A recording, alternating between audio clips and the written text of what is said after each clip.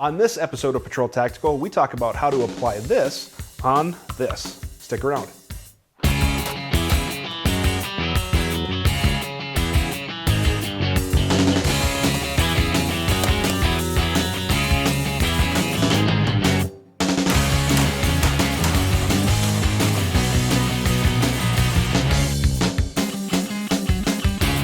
Hey guys, my name is Dave from Patrol Tactical, and we are talking about proper lubrication of Glock pistols. Now this particular video, of course, is on a Glock, but most striker-fired polymer guns are going to be very similar. And if you'd like to see a video on your particular platform, please let us know. We'll certainly take those requests.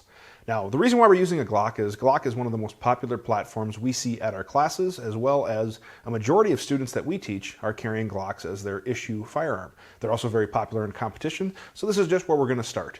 Now, there are already a lot of videos out there on how to lubricate a Glock, so you're probably asking yourself, if you've tuned into this point, why do I need and watch another video on this? Well, we're hoping to get a great production quality content for you, and we're also not shooting a black gun on a black countertop while wearing a black shirt so it all disappears like some of the other videos out there. So hopefully this is helpful to you. First things first, we want to make sure safety is absolutely the #1 priority. You'd be surprised how many people shoot themselves with an unloaded gun. So we need to make sure our work area is clear of all ammunition and magazines. Don't have them around while you're doing any work on a pistol. We also want to make sure that the firearm is unloaded. To do that, we lock the slide to the rear. We check to make sure the magazine well is empty, the loading area is empty, and there's nothing in the chamber. So basically what I teach is a look, look, look. Look in the mag well, look in the loading area, look in the chamber. Break your eye contact, so you'd lose any mental, subconscious, perceived notions, whatever, and do it again. Look, look, look. Now we have verified twice that the firearm is empty. If you're working with someone, make sure they check it as well. And we've had everybody on site here of the crew check this firearm prior to us filming to make sure it is an unloaded firearm. What you'll need to do next is field strip or field disassemble the firearm.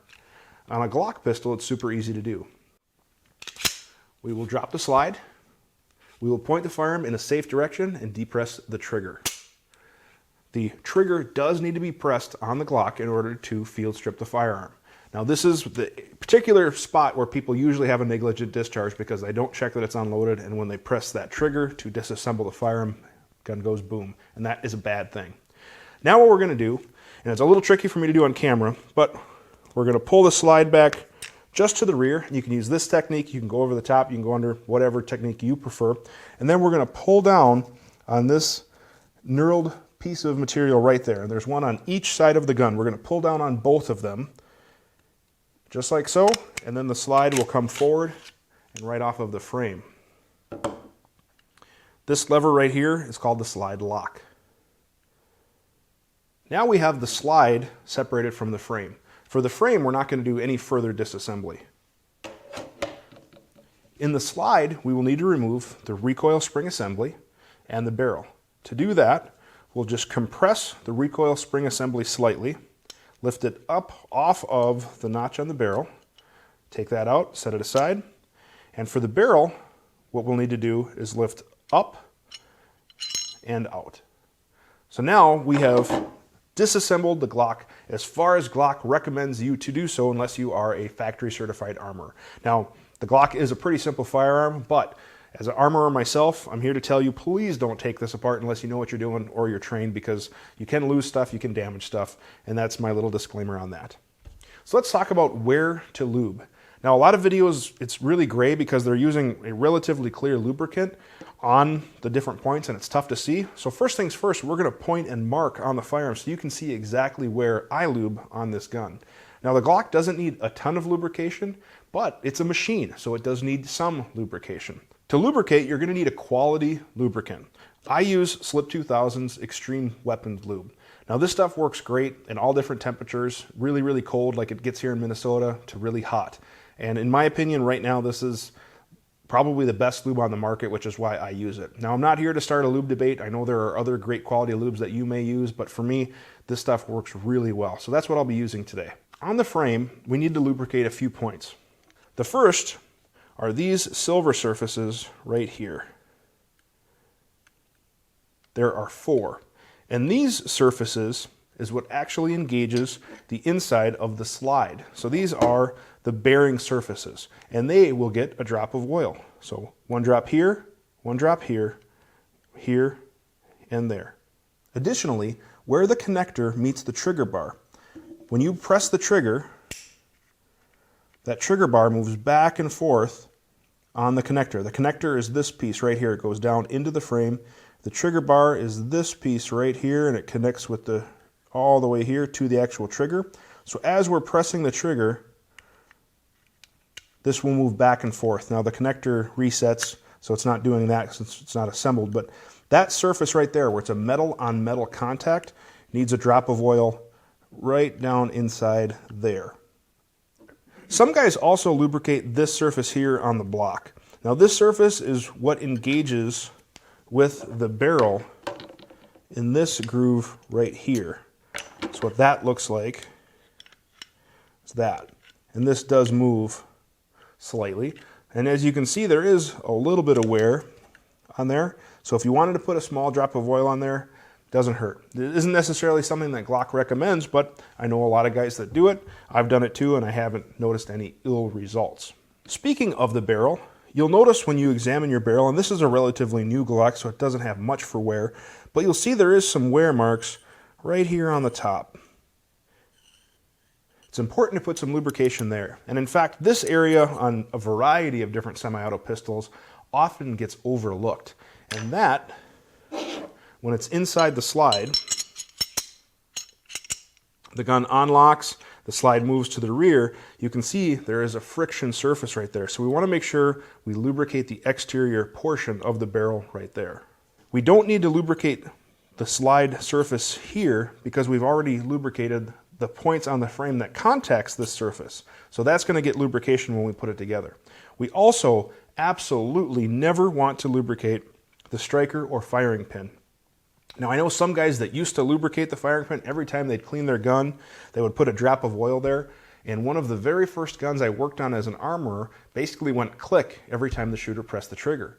And that was because all that oil that he has been applying there, combined with the lint and gunk of everyday carry, basically made a mud and seized that firing pin or striker inside the slide. So absolutely, we never ever want to lubricate the firing pin channel. That should be just clean. And if you have any doubts or questions, make sure you see a Glock certified armorer or competent gunsmith. Just to make sure you guys know exactly where to lube, I'm just going to mark those points here quick.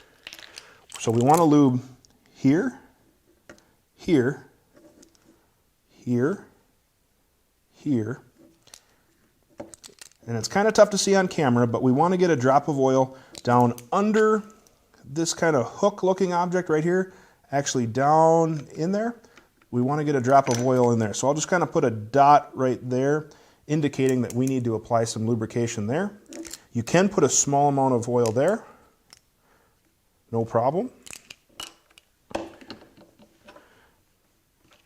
I lubricate the exterior surface of the barrel here, and I kind of spread that around. And then last, what we haven't talked about is the recoil spring assembly.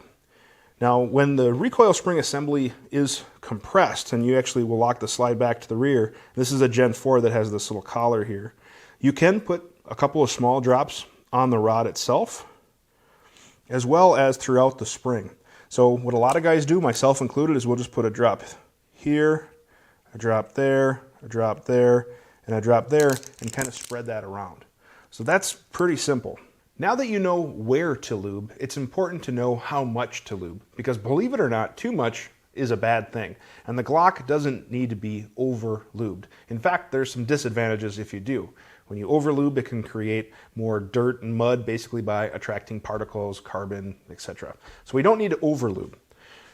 So I've taken off all the paint so you guys can have a fresh gun to look at. And I'm tilting this towards the camera, so obviously I would normally hold it like so, but so you guys can see at home. We're going to put a drop on each one of these surfaces, and you can get an idea about how big of a drop and how much. We can also put a small drop here. Now this one might be tough to see, but we want to put a drop in between the connector and the trigger bar. And either you can apply that just in front of the connector here, or you can apply it on this side here, and then let gravity work some of the lubrication down. And again, I can't say enough good things about the needle oiler for this application. It makes this really, really easy. So that's it for the frame. For the barrel, we're just going to take some lubrication, and you can see about how much I'm using, and we're just going to spread that around. And you'll see on the barrel, especially as you shoot them more, where the wear surfaces are, so you'll know where to lubricate. We don't need a ton of lubrication here. For the recoil spring assembly, again, what I do is I just put a small drop every centimeter or two, and then that'll actually work in, especially when we function check the gun after we're done.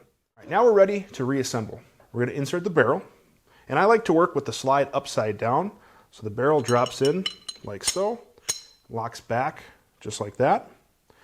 The recoil spring assembly, on a Gen 4, the plastic part will go forward, and then the metal part will actually have contact with the barrel. With Glocks, it's a general rule of thumb that metal goes to metal. Now, you might be thinking, well, that's metal, but just think of it as this metal goes to that surface. And on the Gen 3, it's a very similar, except for it's more plastic. So we're just going to put that in like so, compress it, and then we're going to press it down all the way. There's actually two different shelves there, and we want to go so it's lowest all the way in that curved bottom shelf. So it looks just like that. And a Gen 3 or Gen 2 is very similar. On some Gen 1s, it's actually not captured, so it's going to be a little different there. Now we have the slide reassembled with the barrel and the recoil spring assembly, and we're ready to put the slide back on the frame.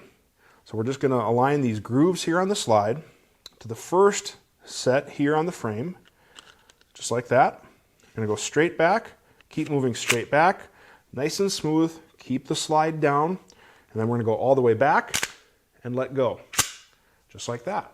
Now the slide lock is re-engaged and the gun is reassembled. Now, some common areas that I see people mess up is that when they're putting the slide back on, they'll actually lift up, so the slide is on the front two contact surfaces, but not the rear two. Then you have to just disassemble it and start over. But that's how simple it is to lubricate your Glock pistol. Now, if you lock the slide back to the rear, you can see that the lubrication is on the barrel. You can see the shiny area right there. And also, it's a little tough to see on the camera, but you can see some shiny surface right here on the guide rod. So you know that some lubrication has got there. That is how simple it is to lubricate a Glock pistol. Now, obviously we didn't cover cleaning. We'll cover that in a separate video, but if you have a brand new Glock pistol, it's important to lubricate it. Now, you may notice that there is some copper colored flex or like a paste looking material in there, and that's just anti-seize. Don't worry about it. Some guys will say you have to clean it out, re-lube. Other people will just say just shoot it and then you'll take care of it when you get to your normal cleaning cycle. Either one is just fine. It will not hurt the gun whatsoever if you shoot the Glock with that anti-seize present. But it's just, again, a copper looking paste, perfectly normal. Make sure you lube the gun and shoot safe. That's the big thing. If you have any questions, please comment below. You can also find us on Facebook, facebook.com/patroltactical. If you guys have any requests for videos or have any questions about this one, we would love to interact with you. And again, whenever you're working with a firearm, make sure you're doing so safely. Verify, verify, verify that the firearm is unloaded. There is absolutely zero ammunition or magazines around your work area. You can never be too safe when you're working with firearms. Thanks for watching, guys, and have a great day.